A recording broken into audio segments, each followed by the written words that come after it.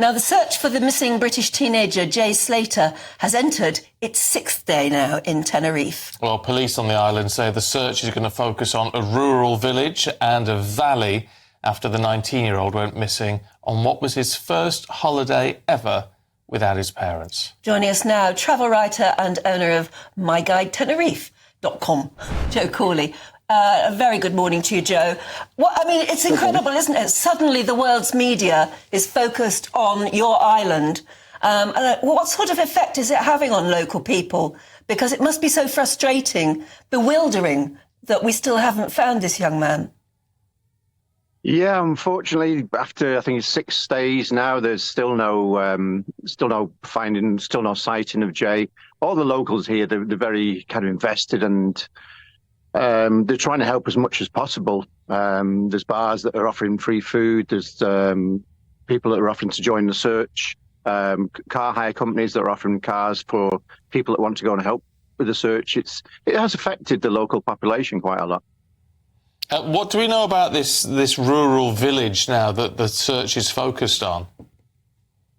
Yeah, I mean, Masca is one of the prettiest villages in Tenerife, but it's very remote. It's only accessible via an extreme switchback road. It's kind of it clings to the side of the Tino Mountains, which is a vast area scarred by lots of ravines and cliffs. I think Masca itself is about 1,000 meters above sea level. Difficult to access. You need a car to get there. There are trails that do crisscross the area, but again, it's very barren. It's full of cacti, rocks, fallen rocks. It's difficult for even the most adept hikers, but for somebody like Jay, who's not used to the area, it's got to be a nightmare. Complete wilderness. And of course, yeah, we think that we're looking now at pictures of the sort of people out actually looking through the undergrowth. We've seen helicopters and drones looking for Jay. But the problem is, I guess, if he did at any point succumb to the heat, he would have looked for shade, which would make him even more difficult to find.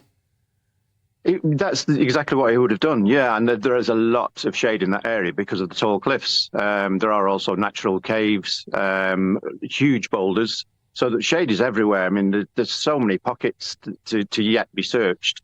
It's not like they've scoured the area, couldn't find, and going back looking again.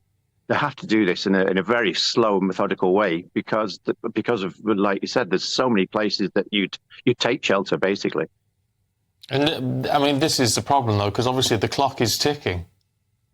Yeah, it's been a while now. And, when that phone call, the last phone call that anybody had, I think it was Lucy, his friend, that received, he said he was thirsty then. Jay had also been to a party the night before, so he'd be probably dehydrated from that already. He said that he needed water. Difficult. There's no fresh water there or no streams.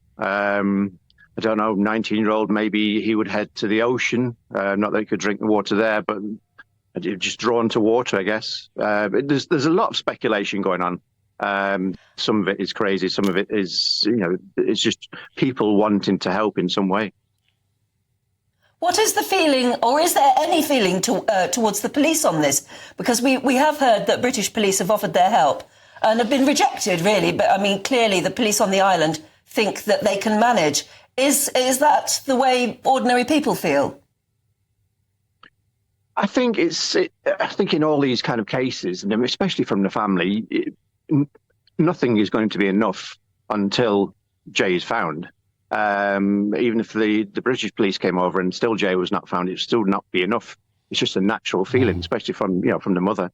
The Spanish police are perfectly capable. They're using expert mountain rescue teams that know this area inside out.